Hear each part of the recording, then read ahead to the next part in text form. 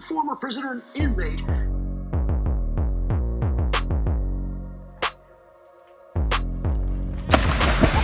You did it. What are you doing, Guns? Ah! You bit the hell out of me. Ah! Wanna see you with your hands up. Going straight to the sky, let me see you put your hands up. Cause we do till we die and we on another level. I'm at New York City. To the rest of your body, got a piece of the pie. Told you once, told you twice that we only got one life. On the way to achieve success after prison, and he's going to share his story with us right now. Diamond shine, best at night. You wear yours, I'll wear mine. Go dumb.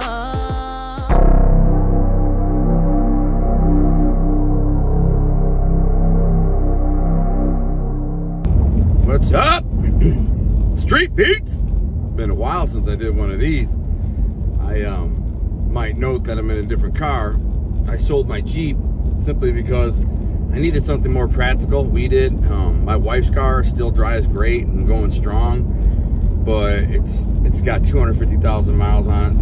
Drives and runs great, but when you get to be that age, you don't want to be driving a car 5 hours away out into the wilderness, 50 miles back in the woods, and then have a breakdown, because then you're really in trouble. And my Jeep was just kind of too pretty for that. It was but they made my Jeep. It was guys who made it was like a competition car. It was all pimped out, freaking all sounds in it, limousine tint, lifted rims, all this stuff. So you can't go blasting through the woods with it because you'll scratch it up, you know, because the trees and the branches, and you can't. It's not practical. So I was like, what the frick do I got this thing for? So I got to sell it and then buy something more practical. So that's basically what I did. I ended up getting a used Trailblazer, a nice one that's nice and clean, low miles, got a upgraded suspension, a lift, bigger tires, all new suspension, a lot of new parts. Like, you know what, guy did it was, I bought it from his mechanic. I take this thing anywhere, so we just took it up to the UP and back, which was, you know, an 8-hour round trip, and I had no problems with it. But there's a couple little quirky things, you know, but nothing major. Like this freaking armrest thing keeps bugging me, it keeps popping open. I gotta fix it. I can fix it, I just haven't taken the time to fix it. Anyway, so been a while. Street Beats. Let's see if I can get this thing, get the right angle, huh? It's always about the angle. So I've been sharing stories on and off, and I keep telling you, I've been kind of saving like mobby stories for later when I'm promoting my book and promoting this TV series, which is still in motion. If you've ever known anyone who's been involved in a TV project or film project, it's very slow, very complex. It could take years. It literally takes years. It just doesn't happen overnight. Very, very rarely, unless you're like some superstar, you know, like Terry Winters, and he says, all right, I'll do it. And somebody goes, here's $20 million, let's go. But it doesn't work like that. There's a lot of moving parts, a lot of money being moved around. There's a lot of elements of how to make it, how to write it, how to produce it, how to cast it. So that's happening behind the scenes. I'm really playing no part in that. I just wrote the script, and now I sit back and wait. You know, I got a little paycheck, which was nice, and then I just wait for the big paycheck, you know what I'm saying? In the meantime, share some stories. So I've been sharing on and off. I've been working really double time on my book to try and get this book done, just to create another revenue source, a solid revenue source. But I don't know, I kept thinking about this story because I kept thinking about my cousin. You know, just little stories were popping up. I remember telling my wife about my cousin Dominic, and I'm like, there's a funny story, and I've told it once already, and I'll tell it again, and it's kind of mobbed up, which is funny because, well, this, where do I start? Well, so there's two dudes. One of them's a cousin of mine, and I didn't even really know he was cousin. We went to separate high schools, but I'd seen him around the neighborhood. I'd seen him at the clubs, and when he told me his last name, and I'd seen him at the market, the Eastern Market. Like me, his family owned a business in the Eastern Market. So I'd seen him around. He was my age. He, in fact, he dated one of my ex-girlfriends, and so we kind of knew who each other were. And then, you know, I knew his last name, and I'm like, this, I don't want to give it away because he's still out there, and I don't want anybody bugging him. But my family, we were related, and I said, how? And he's like, oh, dude, that's crazy. I didn't know that. I'm like, yeah, me neither. I just kind of put it together, and then I asked my grandma and grandpa, and they told me. But so it made sense. So we kind of became friends a little bit. He's a small-time weed dealer, nothing big, nothing small, but, you know, 10, 20, 30, 50 pounds at a time. He had a whole crew from his school, his district, whatever, that all sold weed for him, and all of them did. They were all kind of a crew of hustlers. And then when he was about 25, he inherited, it was earlier than that. He was 22, 23, 24 years old. He inherited his family business. I don't know if they actually gave it to him, but he started managing it, right, down in the Eastern Market. So I'd see him a little bit more often, because I'd go down there and see, I had family and relatives. My grandfather had sold his business in the Eastern Market years before this, but my cousin and uncle still ran it, and I might stop by to see them, but it wasn't even like, I really wouldn't go down to see them that often. My uncle was an old man, and my cousin was just a straight shooting business guy, you know, running the business. Nice enough guy. I just, I was a thug. I was a gangster. I mean, I'd just pop in and say, hey, what's up, cuz? And he'd be like, what's up? Now, one of my cousins is still down there running the business still, but it's a different business under the same name, I think. Unless they sold it to him and he owns all of it. I don't know. Didn't ask. I've seen him several times since I've been home from prison. Gave me a hug, said some nice stuff, and that was that. I've talked to him on the phone too. But that's the dude. And then there's another dude named Pete who is Italian, but he's not related to any of us. But he's a hustler, kind of a slick dude, real pretty boy, muscle bound, a little bit of steroids, you know. One of them guys, you know what I'm saying? Like kind of a Jersey Shore pretty much. He never liked Donnie. For whatever reason, they didn't like each other, and I think it was over a girl. It was over a girl, but they were always busting each other's balls, always. So we'd be hanging out at Donnie's place, right?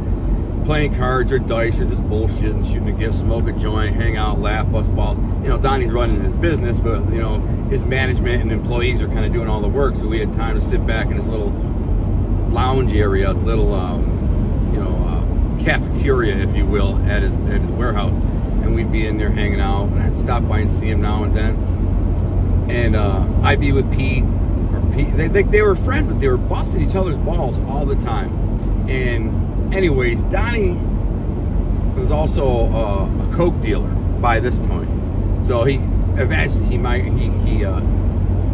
migrated into the cocaine business. You know, weed too, but more cocaine than anything. And at one point, he's like, he starts talking about starting a donut shop. He's a little bit chubby, you know what I'm saying? Not terribly chubby, but a little bit chubby. Still handsome guy, tall, handsome, good-looking guy. But, you know, he's probably about 6 foot, 230, you know, a little bit on the chubby side. But he had a complex about it, that's for sure. And then Pete, who would bust his balls all the time about being fat or whatever, was ripped up and all, and look, it was like, you know, perfect shape. But these guys weren't tough guys at all. And I can't, basically one day, so Donnie's talking about this donut shop. He's going to open a donut shop. I'm not going to say the name of it because people could like research and Google it up and find out who he was. But he had a pretty witty name. And anyways, he opens it up, right? But I had warned him when he says, this is the venue, this is where I got the shop. I said, bro, you're in the middle of the ghetto, man. You're never going to be able to freaking stay in business. In the hood, you're going to get robbed. People are going to steal, they're going to rob. Your employees are going to be robbing you, blah, blah, blah, blah. He's like, no, God, what's wrong? Some people just don't know. But he had money from selling coke and weed, so he didn't really care. He's just like, I'm going to invest. I mean, he didn't invest much, like 70 grand. But I said, okay. So he actually takes me down there one day, you know, because actually where it was only like 5 minutes from downtown Detroit where his warehouse was in the Eastern Market. So he says, come on, now, let's go. I'll show you my new spot. And the place was freaking nice. I mean, it was a nice place. But the problem is, like I said, he was in the hood. It was like Connor and between Gratiot and Harper, right there by I-94. Anybody who knows that area in the hood. I think before that it was a sandwich shop, I think. And anyways, you know, he spent like 70 G's pimping it out. But he puts employees in there, and A, they're robbing him blind, and B, the place keeps getting robbed, which I know are inside jobs. The employees that he's hiring are saying, come in at this time and I'll have, you know, $1,800 in the till or in the safe or whatever, and get it, and I'll say, oh, I got robbed, and we'll split the money. You know, like that. He didn't believe they were doing that, right? But it started happening like once a month. And I'm telling him, like, this is, you're never gonna make any money like this, bro. And then again, you know, your employees are skimming. Somebody comes in and buys a dozen donuts, they're putting it in their pocket, and then at the end of the day, they're like, oh, well, we didn't sell these donuts, so we'll throw them out, or whatever. After 2 days, they throw them out because they made them fresh every day. They sold sandwiches and stuff in there too, but it was a donut shop. And anyways, after that, Pete and everybody started calling him Donnie Donuts, which he didn't like. The business shut down after like 6 months, 9 months. I don't know how long it was. It wasn't very long. Donnie Donuts. They started calling him Donnie Donut. And he didn't like that. So one day I'm there. Keep in mind, man, these guys ain't no freaking real tough guys, and they're not gangsters. But they all think they're big shot, mobbed up guys, right? Well, one of them, so Donnie had an uncle who was supposedly a made guy. You know, I had no reason to believe he wasn't. I wasn't going to go asking around if he was. I wasn't the kind of guy to go to my uncle. In fact, I asked my Uncle Pete, yo, is Frank a made guy? And he goes, I don't know. So he might be, because he's in with this guy, and he's been with this guy for freaking 30 years or whatever. And I have my own history with Frank. He kind of contracted me to rob a drug dealer one time, and then we robbed the drug dealer and didn't get much. All the money he claimed was in the house wasn't there. There was 3 of us. We only got like 8 grand and some jewelry, split 3 ways. It wasn't very much. Plus, there was a girl, a kid, and you know, it was a dude, a girl, and a kid when nobody was supposed to be home at all. And so we kick in the door and we go in there. They're all home screaming and yelling. We got them on the ground by gunpoint. Anyways, I drove the crash car and then threw the loot and everything and the gun that I brought in there, which was a shotgun that my dad gave me, into the back seat of the car that Frank was driving, and said, I'll get it later. And then for the next like 2 weeks, I'm calling Frank saying, hey, I want to get that gun. Normally I wouldn't care, but the gun was a gift from my dad. My 16-year-old birthday, my dad bought me a 12-gauge shotgun, you know what I mean? And I wanted it. I didn't want to just leave it, you know, or give it to him. Any other time I wouldn't care. It was only worth, you know, a couple $100s, but it had a sentimental value to me, right? So I'm bugging him and calling him, and finally I said, hey man, listen, you know, thing I left in the back of your car, I need that. And he got super mad about it and called Donnie, my boy, and said, tell your boy to stop calling my house. We're gonna have a big problem. He's talking about this gun in my car and blah blah. I never said gun, I never said shotgun. I just said, hey, that thing I left in the car. But he was all, I think he was on drugs, to be perfectly honest. I think he was on coke. I think he was coked up. This is behavior. He was a really erratic, weirdo mother effer, man. When we had an after-hours club, he wanted to put a freaking poker game in there, or a pool table, excuse me. It started with a pool table. He wanted to put a pool table in our after-hours club. I'm like, nobody's, you know, it's a rave party. Nobody's going to be playing pool in the middle of a freaking rave party at 4 or 5 in the morning, tweaking on ecstasy. So he says, well, let me put a poker machine in there, which I did, and it actually made a little bit of money, but not a lot. You know, he might make $100 a night, $200 a night. It was just weird, man. He was an older guy, and like I said, Donnie said he was a made guy, and according to this, reasons why. And I wasn't gonna be running around asking. You don't ask old mafia made men, is so-and-so a made guy? That's mob groupie shit. Which is funny. I told a story about how Tony Jack and my Uncle Nicky taught me how to play poker when I was a kid. And I said, I don't know, I was about 10 years old, which again, I didn't think about it, but when I originally first told that story, years ago, I don't know, it was on an interview or somewhere, I said I was like 5 or 6 years old. And, you know, over the years, I was thinking about it. I'm like, geez, man, you know, would they really teach me how to play poker at 5, 6 years old? And would I really be able to learn how to play poker at 5, 6 years old? So the last time I told it, I said, oh, somewhere I was like, you know, 8 or 10 years old or whatever. They taught me to play poker. It was on my birthday. It's all I remember.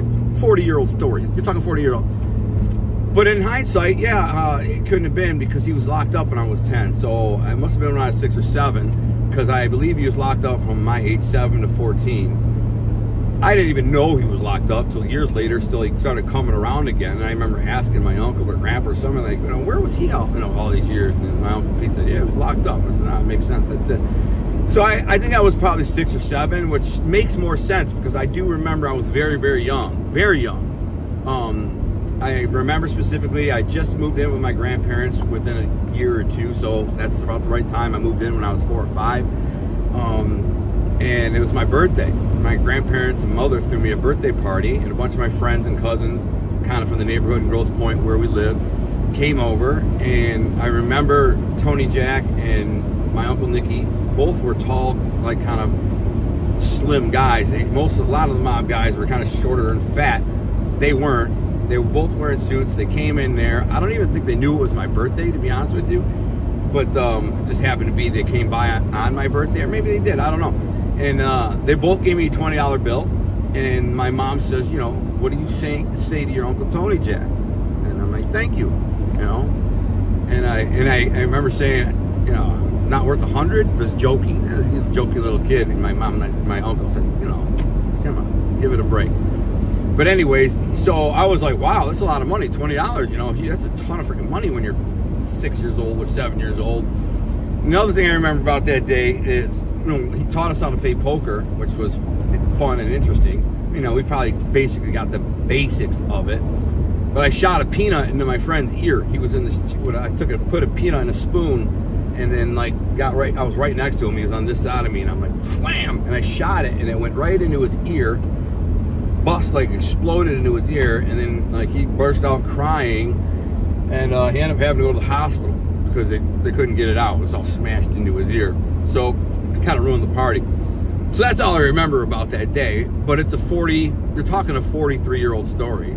And if I'm telling the story on the fly, from 43 years ago, I mean, how many of you can remember the exact details of a story from 43 years ago? Not many.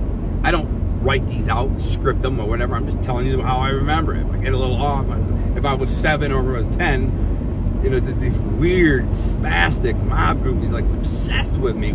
Just weirdos, bro. They're like, we got him in a lie, you got him in a lie. I'm like, I don't have time. I don't care. Anyways, so back to Frank, this guy Frank. I don't know if he's a made guy. I don't know his story really that much. I just know he was a gangster. He was kind of you could tell he was a gangster. There's no doubt about it. He didn't work or nothing like that. He was a hustler. He was a loan shark, so he had other stuff going on too. But he was older, so I didn't know him that well. I just knew him. It was Donnie's uncle. And so that guy ends up getting murdered, right? Well, first let me go back to tell you what happened with Pete and Donnie. They get in a fight, fist fight, at Donnie's business. Pete walks in with this girl, which is a girl that Donnie had gone out with and liked. And he walks in and he's like, hey, what's up, Donnie? Donuts? You're going to sell some donuts or something like that. The rest of us are sitting at the table playing dice. They're just bullshitting, whatever. And Donnie didn't like it. He said something like, F you, pretty boy, mother effer, I'll beat your ass. Pete's like, you ain't gonna beat shit. I'll beat your fat ass. You know what I'm saying? Who you talking to? And blah, blah, blah, blah. And prior to this, Pete said to me, hey, listen, Al, if I want to beat this mother effer's ass, you know, you're gonna let me do it. Because he knew I was cousins with him and friends with him. I was friends with Pete too. About the same both ways. I said, yeah, if you want to fight and get it on, like I ain't gonna break it up or nothing like that. I mean, I'm not gonna pick sides. Fight, that's cool. No, I'm not gonna jump in on his side or your side. Just, you know, bang out. I don't care. He says, okay, that's all I need to know. So he had a little bit of heart. I had already knocked Pete out before one time too. He got slick with me one time in front of one of my boys. So I didn't knock him out cold. I just punched him in the mouth and knocked him down. He kind of tripped over the curb and fell down more than he knocked him out. But he freaking was like, what was that for? I said, mother effer, you talking slick to me, you better remember who the F you're talking to. I'll beat your ass flat out. F what you think. He was on steroids, so I was like, yeah, I don't give a F about just steroids and all the muscle and crap, but I'll freaking knock your head off. And anyways, he got over it. He got it. So he comes in that day and he's got this freaking hot chick with him, and they get in an argument and they square off. And I say, listen, mother effers, if you're gonna fight, fight. Stop with all the barking and the bullshit, bro. Just get it on. You're like two pussies. I said two girls, two bitches, what I said. You're like two bitches, bitching and arguing and yelling. I said, just freaking bang out, bro. Get it over with. Get it out of your systems, what I said. You're boys. We're all supposed to be boys here. We're all boys. You're like a couple of bitches. Bang out, shake hands, get it over with, right? And so they did. And Pete got the best of them. But afterwards, I said, all right, you guys, you got that out of your system. Now, I did break them up. They were on the ground rolling around, wrestling and all that stuff. And Donnie's mom comes out of the back. She's screaming and crying. She's like, ah! And she's kind of looking at me like, break it up. There's a bunch of guys. She looks at me, you know, she's got to break it up. So they were rolling around, trying to bite, kick, and punch each other. So I break them up. And then I said, and his mother was like, this is your friend. Why are you fighting your friend? And I said the same thing. You guys are boys. What the frick are you doing? If you got some disagreements or, you know, whatever, it's one thing. But you shouldn't be fighting with each other, man. Who gives a shit, man? Suck up your pride, shake hands, and move on, mother effers. So they did. They didn't want to shake hands at the time, but afterwards they got kind of cool again. But Pete was the deceptive mother effer. Pete was conniving, you know, type of Machiavellian mother effer. So eventually, after they kind of make up, cool or whatever, they this is after this business, donut business shuts down. I think Pete, I told Pete, stop calling him Donnie Donuts. You don't like it. It's offensive. Thinks you're making fun of him. Stop doing it. And he said, all right.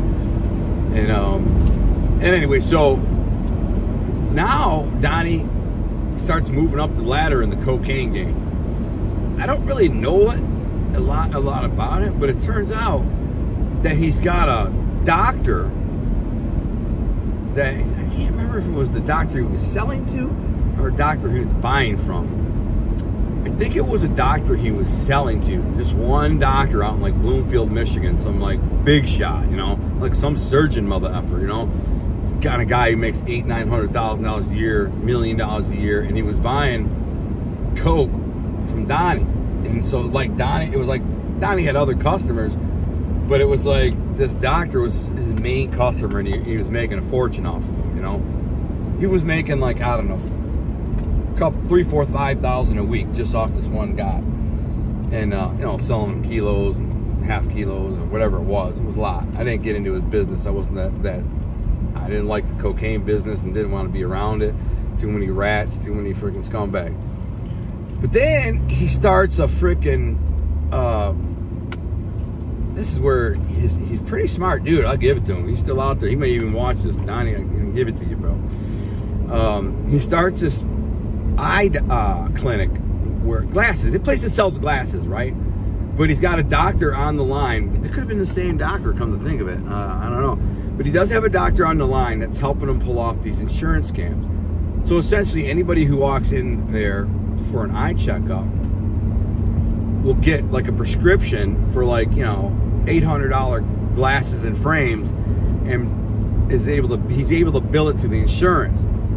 And so they're coming up with all these fake identities. And so there's a guy who's bringing on, that guy, Lucky, was bringing in all these fake identities, and they were billing all these insurance companies for glasses stuff. It was a legitimate business, and he was making good money. That place was nice too. That place was like real nice. You know, the other day, it was out there like 18 Mile in Garfield or something. And I went out there, I just happened to be in the area. I said, I'll stop by and check it out. Or maybe I called him, it's like, yo, you out here? And he's like, yeah, come on by. So I go in there, like, holy shit, man, this place is high-end, you know, real nice eyeglass place, clinic, doctor on site, could get the prescriptions, yeah, like, you know, 1,000 different frames to choose from, could get you any prescription you need, and all the eye, like, you know, how to test your eyes, the equipment. He must have spent a fortune, man. You know, who knows what he spent, you know. And I don't know who backed him. He probably had someone backing him, maybe. I mean, I didn't get into his business, but he started it, and it was clocking. And so he starts making a ton of money legitimately from this place, but also an insurance scam tip. Like he explained it to me. I don't really remember the exact details of it, but they were somehow able to, like, anybody who had insurance that could go in there and bill and for like really high-end sunglasses and frames for glasses and just whatever. So, and then he, you know, who knows, maybe they were selling fake frames. They're like, you know, these are Gucci frames, you know, they're $1,800. Then he'd get fake Gucci frames and sell them to them for $1,800, but they were like really $20 frames and stuff like that.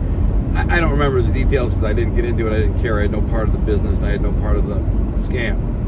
But I just know he was making a ton of money. He bought a big old house out there in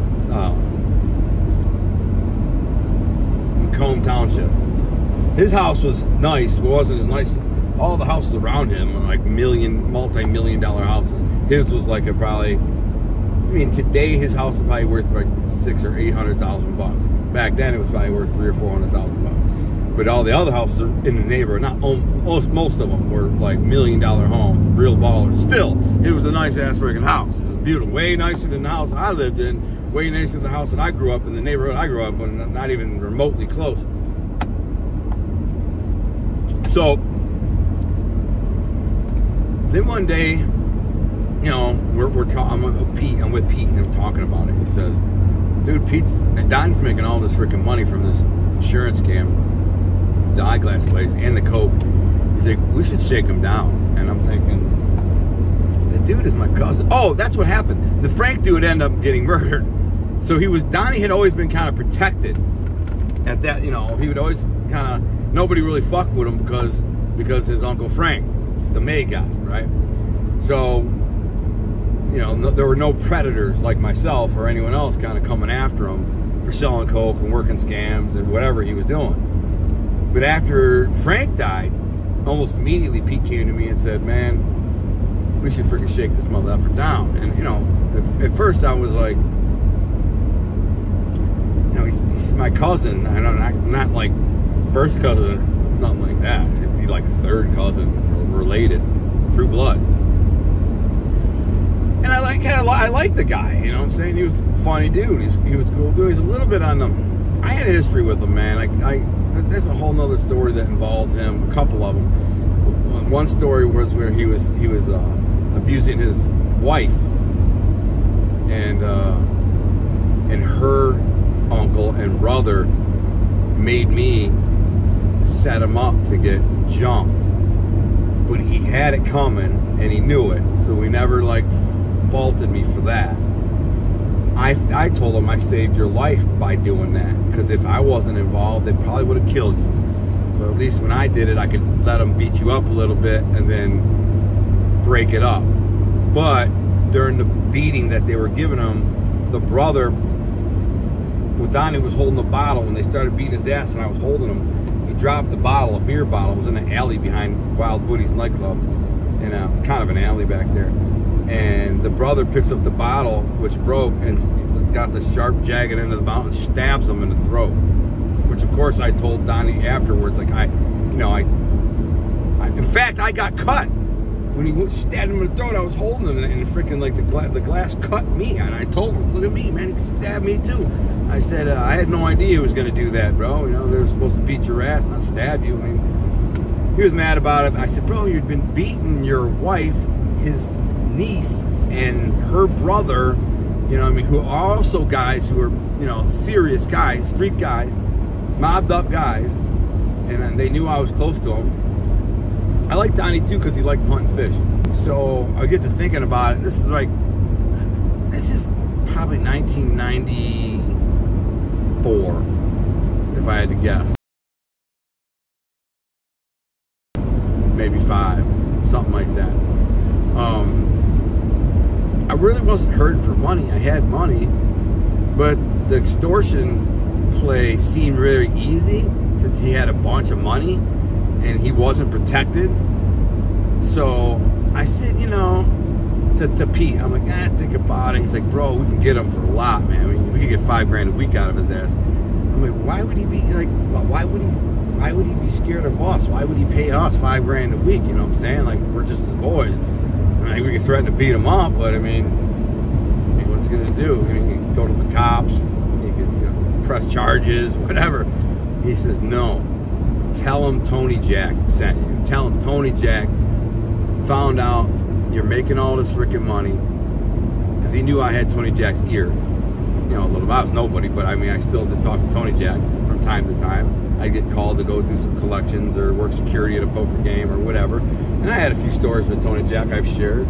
They knew it. They knew I was kind of not close to him, but you know, I had his ear. And he said, just tell him Tony Jack found out what he's doing, and he says you got to pay up. You got to pay up. 5 G's a week. And I was like, at first I thought that's crazy. I'm like, I'm not just going to use Tony's name, because God forbid he goes back and maybe he knows, he has another uncle or cousin or somebody he knows that knows Tony, and then Tony finds out that I'm using his name to, you know, depress this dude. That's when Pete said, just go tell Tony, give him a piece. I said, it's not a bad idea. So I called Tony, I said, I need to talk to you, and I went and met him at Dimitri's and sat down, and I told him the whole play. Basically what I just told you, but in shorter version. Obviously, I said, listen, here's the play. He's a drug dealer, he's got an insurance scam, this is who he is, he's nobody, he's just a freaking, but he's, you know, he's terrified of the mafia, terrified. You know, his uncle was Frank, he knows Frank, you know, whatever.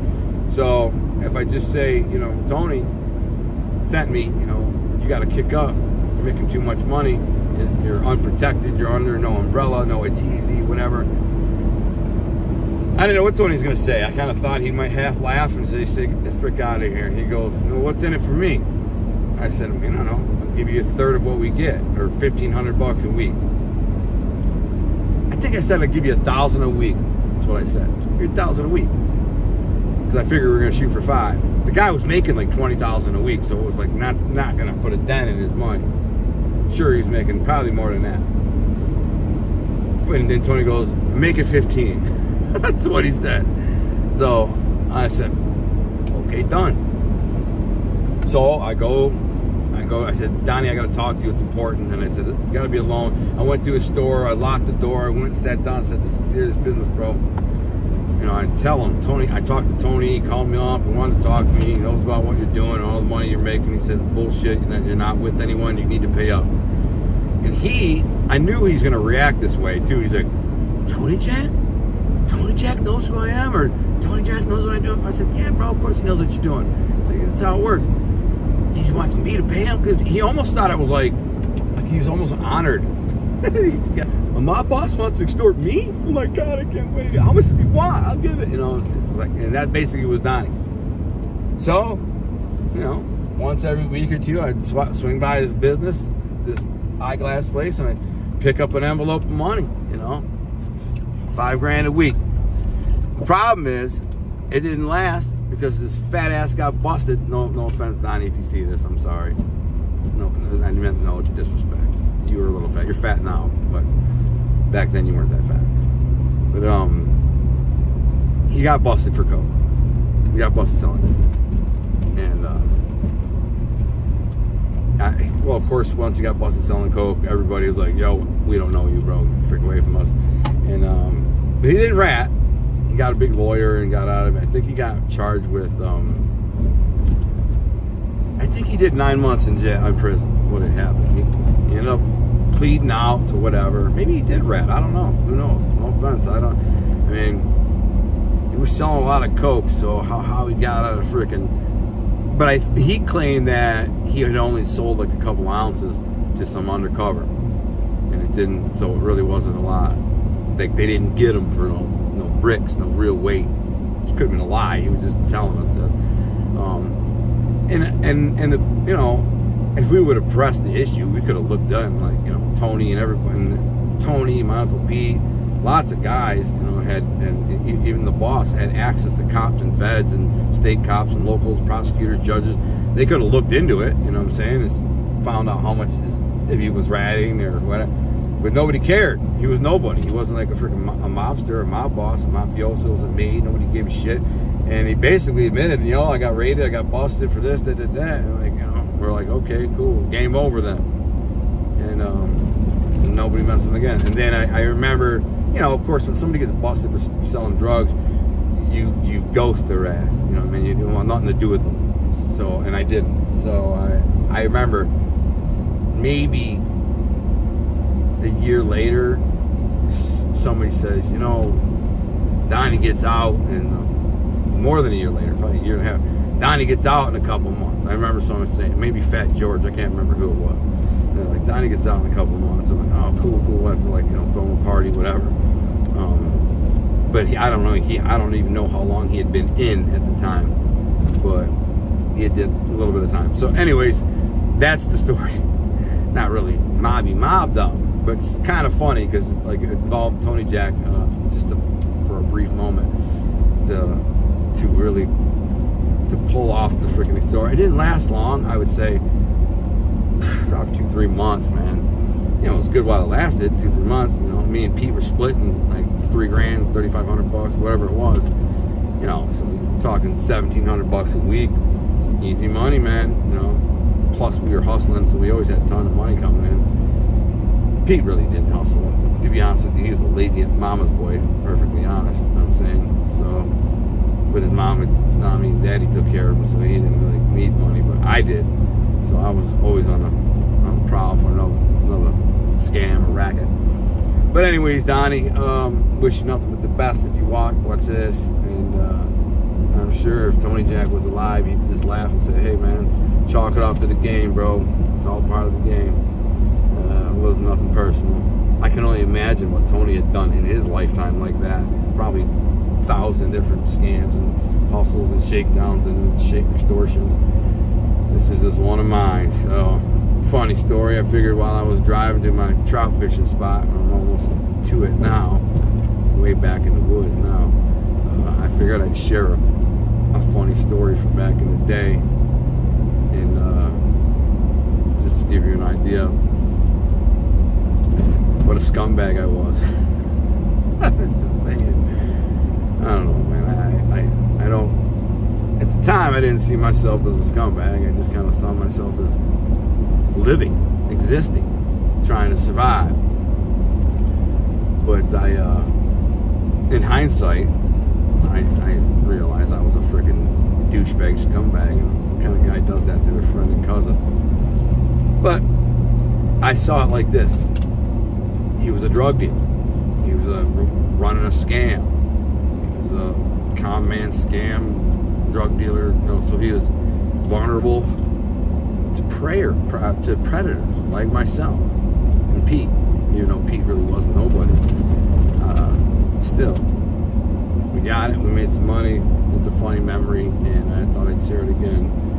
So I think it's only the second time I ever shared this story. Now I'm almost at my spot.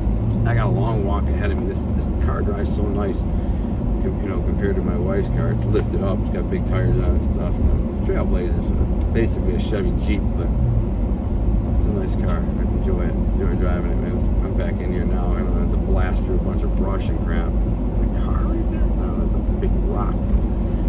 Beautiful back here. Wish you could see it. Anyways, God bless, and make sure to check out my books, To Be a King, Volume 1 and 2. If you like a mafia story, like The Godfather. A lot of people compare it to The Godfather, but it's really nothing like The Godfather, the story itself, but the feel and the vibe is very much Godfather-esque. Make sure you check out Art Thing Apparel at artthinapparel.com. Custom made to your city, your state, delivered right to your door. Represent your town, your city, and enjoy. And I think I'm going to be on a new radio station pretty soon. My station was bought out, and they laid off all 39 hosts in one email. They're just like, sorry, everybody's laid off. I'm like, really? 2.5 years I worked there. And so, but I got some other opportunities. I might not even bother, you know what I'm saying? Like, I might just focus on the writing and not even bother, but if the right opportunity presents itself, I'll host a radio show again. The money's right. But for now, I'm just gonna do a little trout fishing, enjoy my day. Summer's just about over, so I'm just gonna have some fun, enjoy myself, and enjoy myself. I'm out. Former prisoner and inmate.